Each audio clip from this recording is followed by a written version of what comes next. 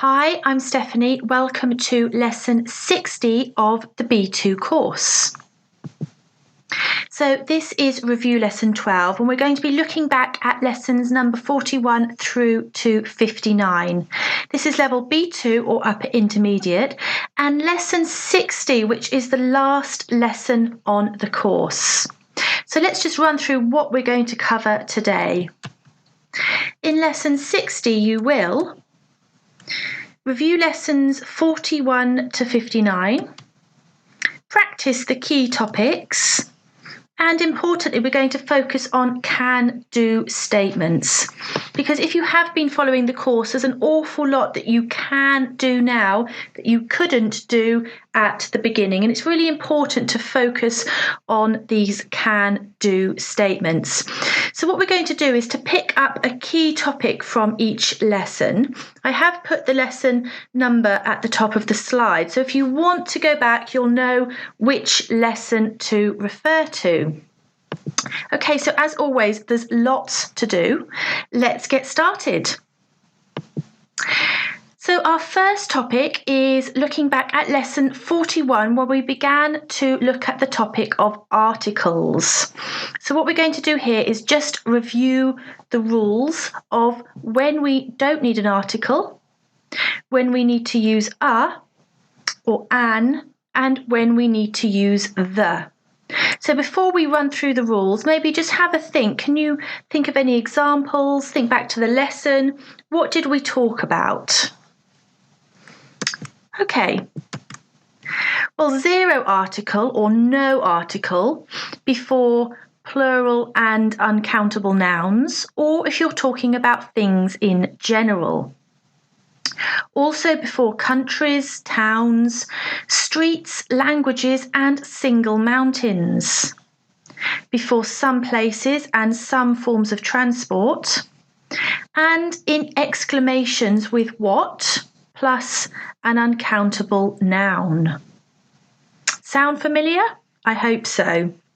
Okay, let's move on then to the indefinite article. So that's a or an. Now, this is used when you mention something for the first time, before singular countable nouns, before jobs, and we say once a week, twice a day, or £1 a kilo. So hopefully this is all sounding very familiar. We did a lot of practice on this in lesson 41. And finally, a definite article, the, when there is only one of something, when we refer to something specific, if you're talking about groups of people, and with the names of oceans, seas, rivers, canals, and some countries. Can you think of an example?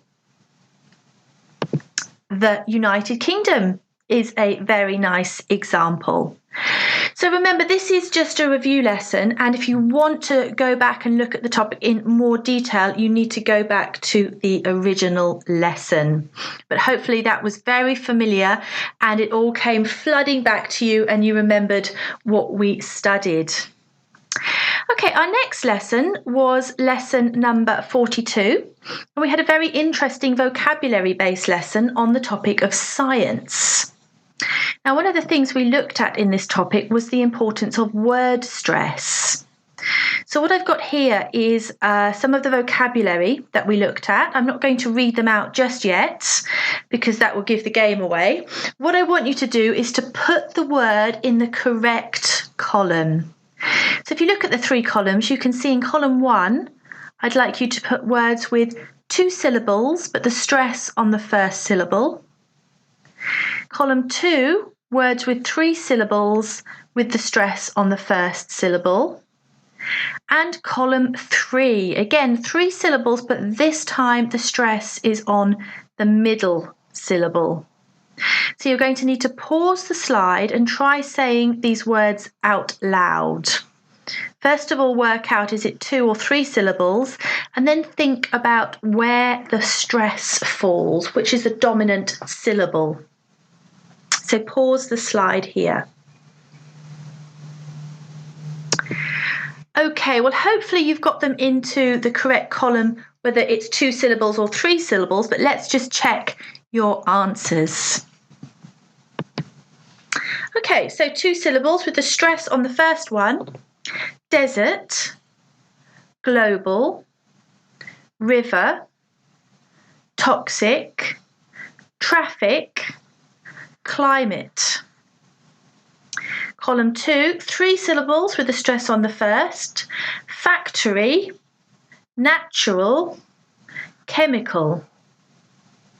And finally, pollution, electric, recycle.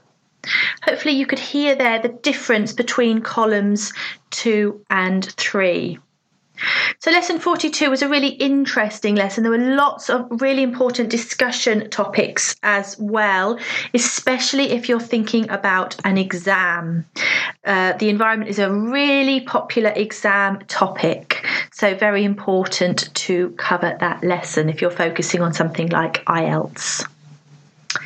Okay, lesson 43, we returned to articles. And to practice this, what I'm going to do is to give you some sentences and ask you to choose this time. Do you need 0 article? Do you need a? Or do you need the? What I've done is I've given you 3 examples. So in one of the sentences, you'll need nothing. In one, you'll need the. And in one, you'll need a. But let's have a look together. Okay, so our first group is about hospital. Fortunately, I have never had to go to hospital. Number 2, hospital near my house specialises in paediatric medicine.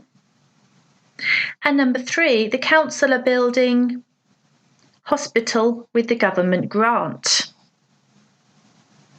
Have a think. Okay, let's look at the next group. This time we're going to be talking about prison. So number 4, largest prison in the country is located in the city. Number 5, there's prison near the train station. And number 6, prison is a place where convicted criminals are sent. So I've kind of helped you here because you'll know that you're using a for one of them, the for one of them, and 0 for one. So pause the slide and see if you can choose the correct option. Okay, how did you do there? Well, let's check the answers through together. Okay, so fortunately, I have never had to go to hospital.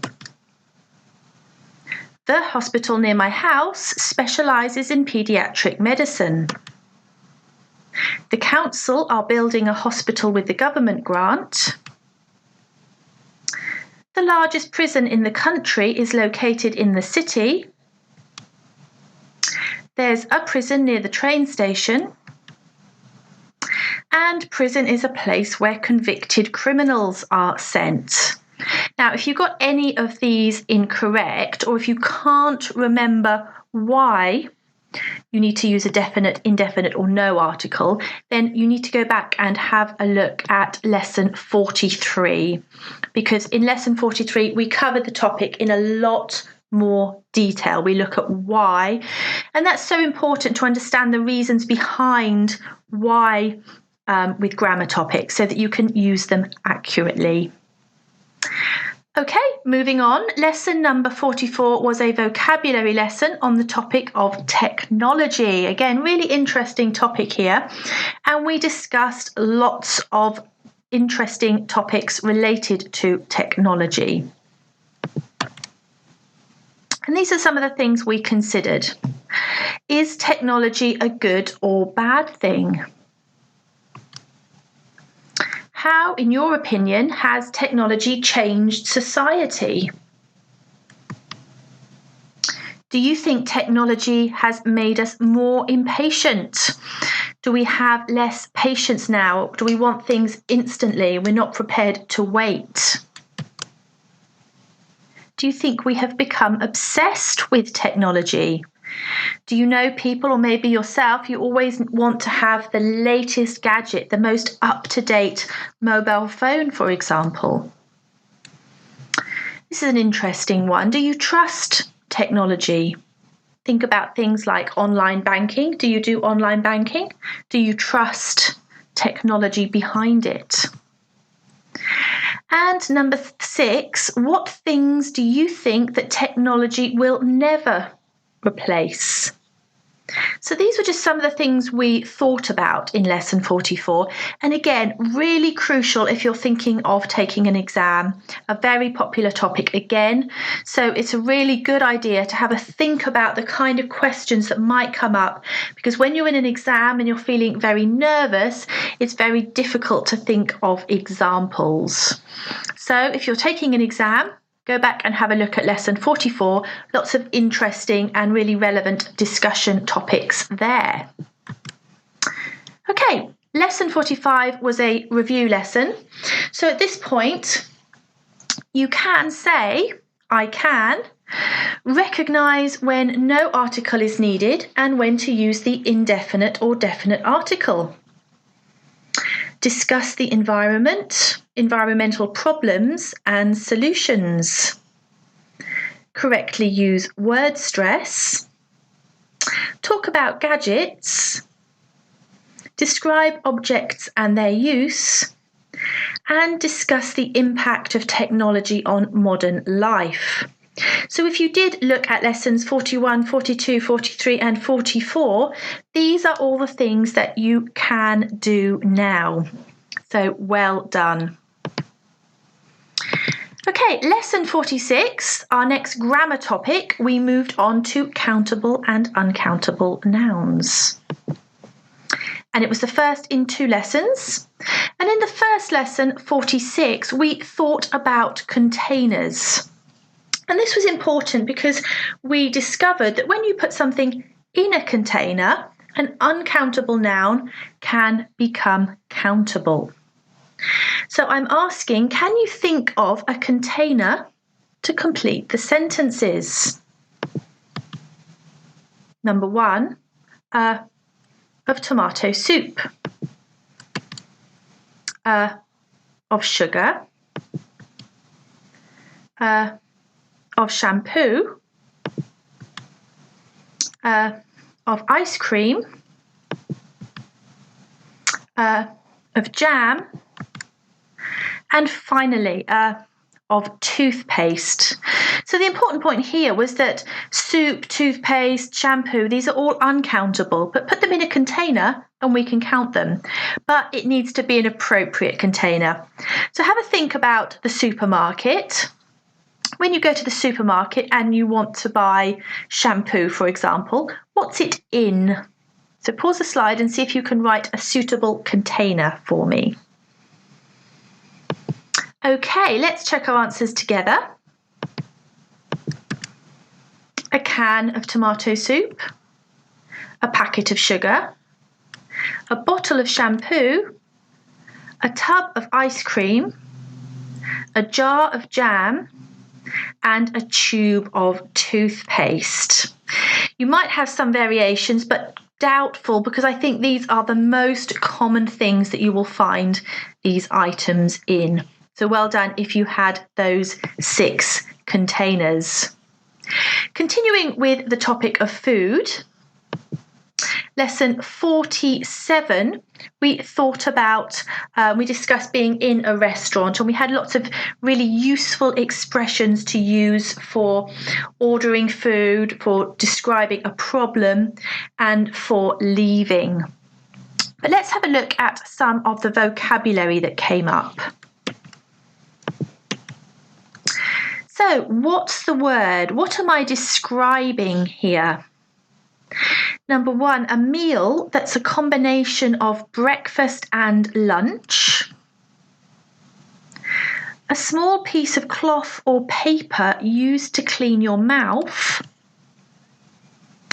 Money left to say thank you for good service. The amount of money you owe. Instructions for how to prepare a dish. and proof of payment. So 6 key words here, but what are they? Pause the slide and have a think, and then we'll check together. Okay, were you able to remember these words? Hopefully yes. Well, let's go through the answers. Okay, so the first one is brunch. So the BR from breakfast and the UNCH from lunch combine to make brunch. A napkin is what you use to clean your mouth. A tip is what you leave if you're happy with the service. A bill is what you ask for that will itemize what you owe. A recipe, be careful with the pronunciation here, a recipe is the instructions for how to prepare a dish. And a receipt, again, note the pronunciation, is proof of payment. So some really useful words there for in a restaurant. Again, if you want to know more, please go back to lesson number 47. Okay, lesson 48, we returned to the topic of countable and uncountable nouns. So we've got some example sentences to practice, and what you need to do is to choose whether to use the noun countably, so with a before, or uncountably. I can remember before mobile phones. Is it a time or just time? I'm sorry, there isn't for any more questions. There just isn't for any more people. There's available for £75 a night. I think I hear upstairs. There's too much. I can't focus. So again, they're in pairs. So one of the sentences you will use the noun countably and in the other uncountably. Pause the slide and have a go. Okay, remember this was lesson 48. If you need to go back and review, let's check the answers. I can remember a time before mobile phones. I'm sorry, there isn't time for any more questions. There just isn't room for any more people. There's a room available for £75 a night.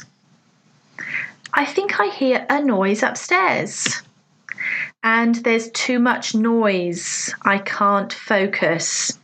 Okay, so if you've got any of these wrong, I suggest you go back and have a look at lesson number 48 to remind yourself. Okay, lesson number 49, we have a quick review here. I'm going to show you 3 pictures and I'm going to ask you what's the collective noun that connects these 3 very different items. What connects these items? So I've given you a clue, a of keys, a of grapes, and a of flowers. They're connected by the same collective noun. Any ideas before I share with you the answer? Begins with B. Bunch. A bunch of keys, a bunch of grapes, a bunch of flowers. Well done if you got that right. We talked about a bunch being used when you gather small things together into a group, a bunch. We talked about lots of other examples of collective nouns. This was just one, but remember this is just a review lesson. So for further practice, you need to go back to the original lesson.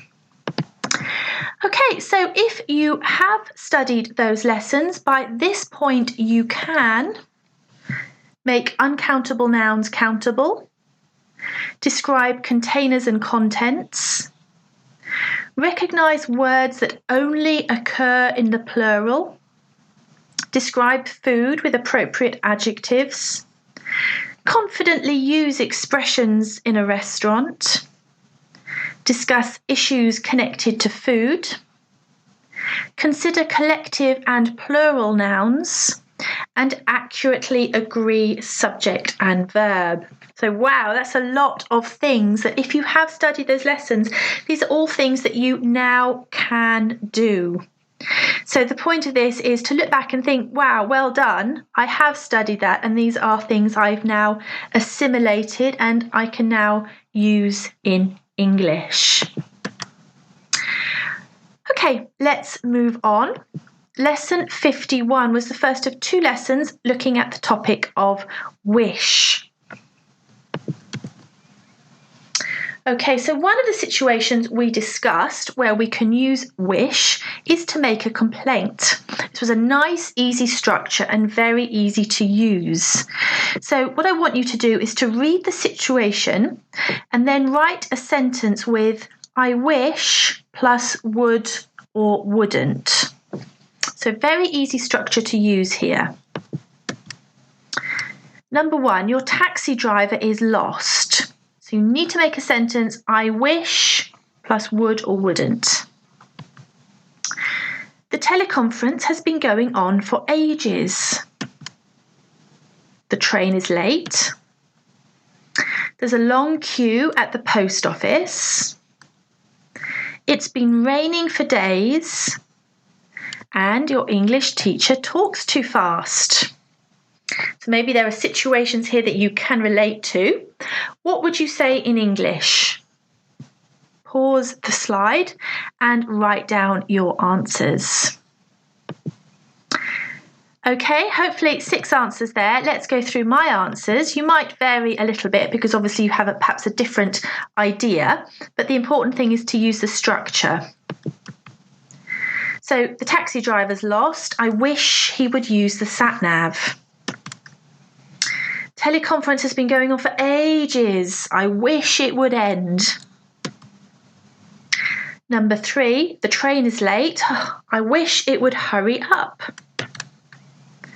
There's a long queue. I wish there were fewer people. It's been raining for days. I wish it would stop. And my English teacher talks too fast.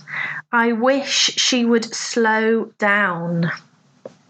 So again, you might have different options. For example, number 6, you could say, I wish she wouldn't talk so fast. Depends how you're constructing the sentence. The important thing is wish plus would. So a really nice structure, very easy structure to use there that you can all use in your English. Okay, next we moved on to a vocabulary lesson and we were thinking about collocations. So just a few of them here. In lesson 52 we looked at a lot, but just a few here. Can you match the words on the left with the words on the right to make some collocations? There's a big clue with the image. I've given you the answer to one of them. But can you make 5 collocations here? Pause the slide for a moment. Okay, so hopefully you've all put give and take, ups and downs, safe and sound, pros and cons, by and large. Well done if you got those right. Again, we practiced these a lot in lesson 52 and we also looked at other examples as well. So if you want further practice or if you've forgotten, really good lesson to go back and have a second look at. Okay, more practice with wish. I'm going to show you some pictures. What do you think the people wish in these situations? So use your imagination here. What do you think you could say in these situations?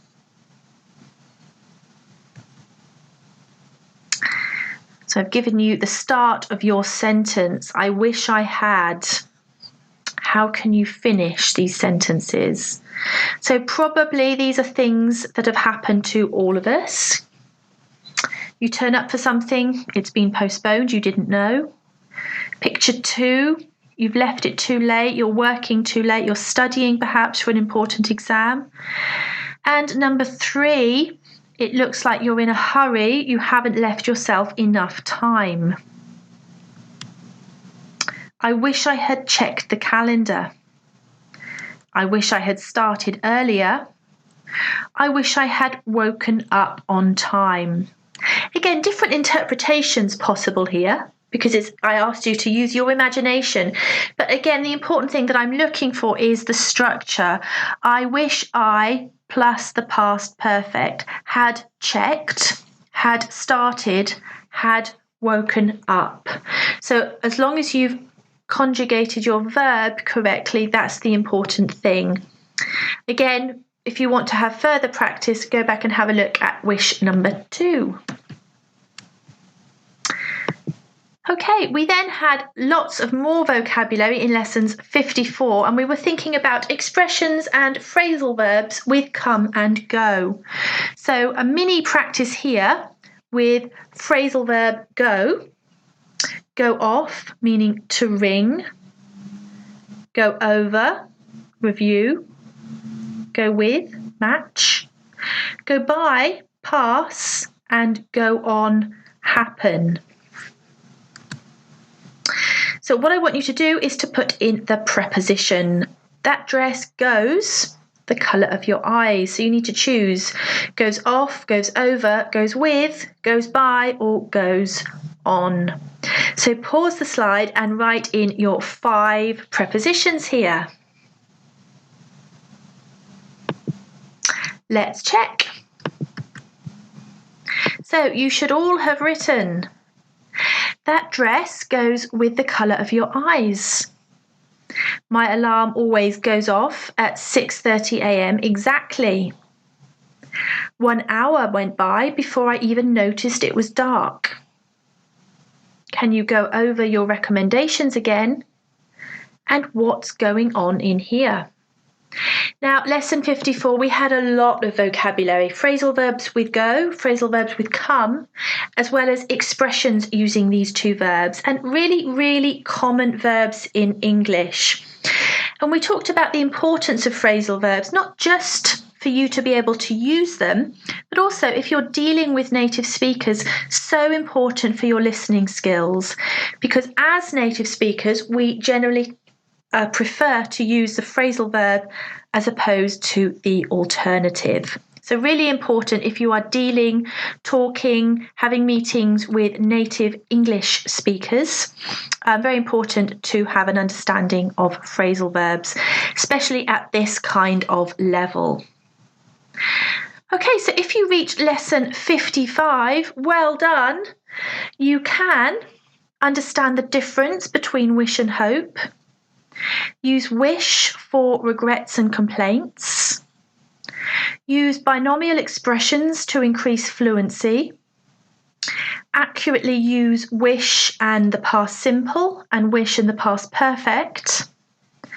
And use expressions with come and go and phrasal verbs with come and go. Really well done if you studied the lessons up to number 55. Okay, the final 5 lessons of the course, we continued with thinking about relative clauses. And I'd like you to complete the sentences with your own ideas.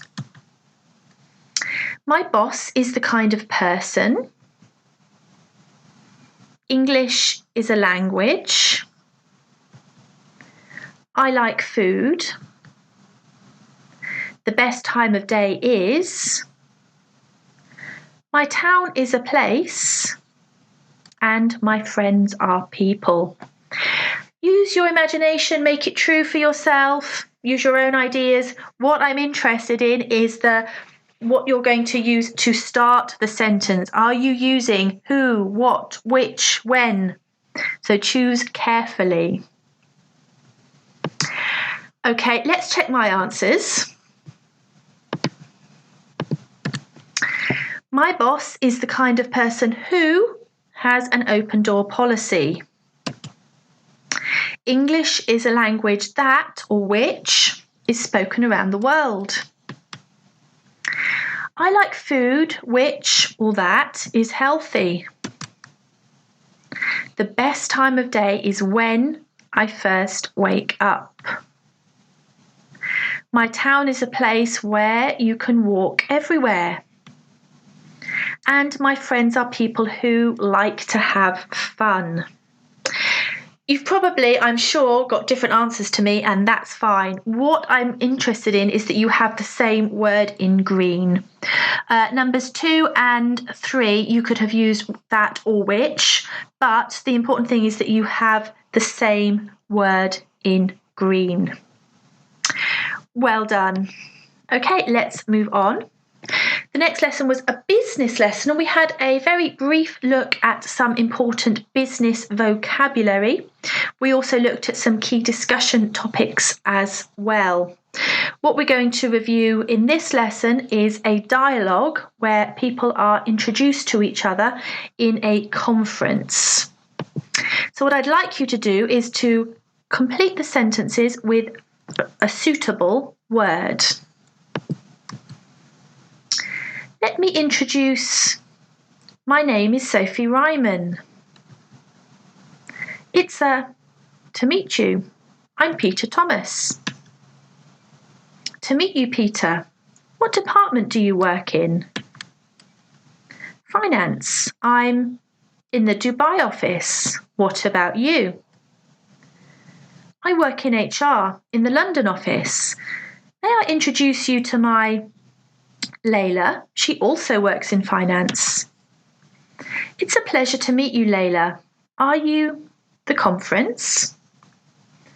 So pause the slide here, have a think. What do you think is an appropriate word that could be put into the gap? So pause the slide and have a think of what your answers would be.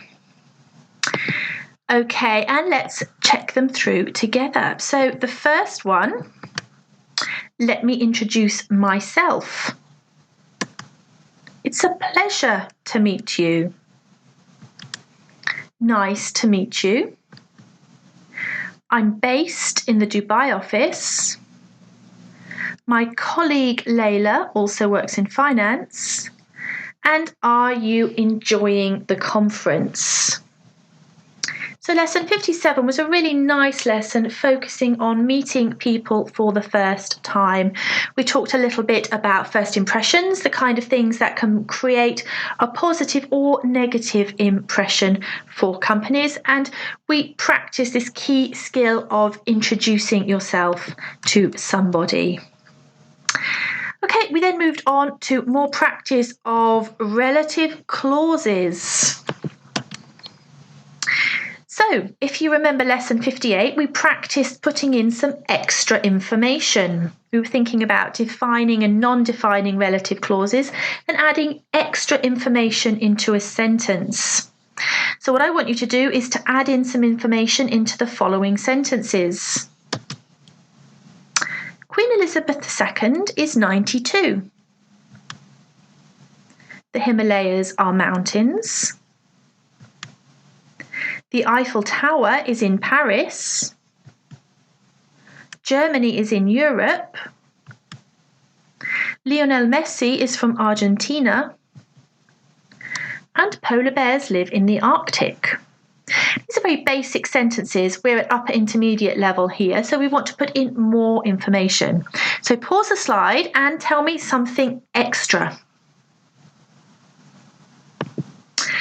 Okay, how did you find that? Well, let's check through some possible answers. Queen Elizabeth II, who is Queen of England, is 92. The Himalayas, which are located in Nepal, are mountains. The Eiffel Tower, which is over 1,000 feet tall, is in Paris. Germany, where Mercedes are manufactured, is in Europe. Lionel Messi, who plays for Barcelona, is from Argentina. And polar bears, which are very dangerous, live in the Arctic. So So again, you're going to have different ideas here, but the important thing, and what I hope you notice, is that it's very easy to add in extra information using a relative clause. Queen Elizabeth, who? The Himalayas, which? The Eiffel Tower, which? Germany, where? Lionel Messi, who? So thinking about if you're adding information about a person, a place, an object, then you can choose the correct pronoun to start your clause. But again, at this kind of level, it's important to be able to develop our sentences.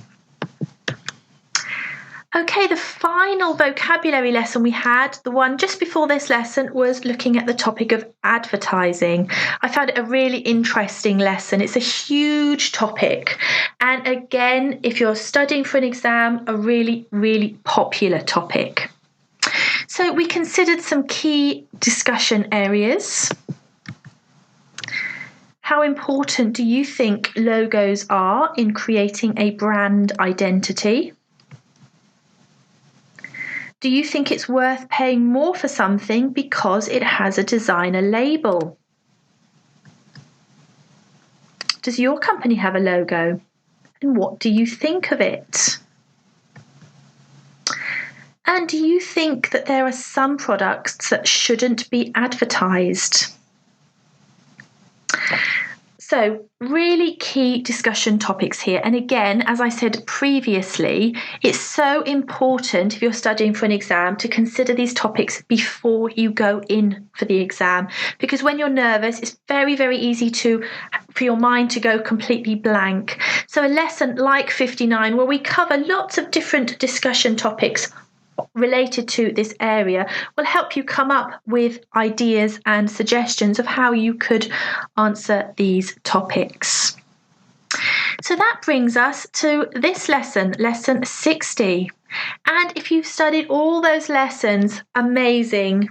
At this point, you can say, I can use clauses with who, that, which, whose, whom, and where. I can introduce myself in a business context, consider what makes a good first impression, describe career changes, discuss key issues surrounding jobs and business, understand defining and non-defining relative clauses, discuss logos and adverts, and evaluate the importance of branding and advertising. Wow, that's a lot of things. So this is lesson 60, the final lesson of the B2 course. However you've studied, whether you followed the lessons from 1 and you've followed a sequence of following 1, 2, 3, 4, whether you've decided to choose topics that are interesting for you, whether you've studied a review lesson and then gone back and looked at the relevant lessons, big thank you for joining me for this upper intermediate course. I've really enjoyed teaching it, and I really hope that you've enjoyed studying with me. I look forward to seeing you again soon on another course. Thank you.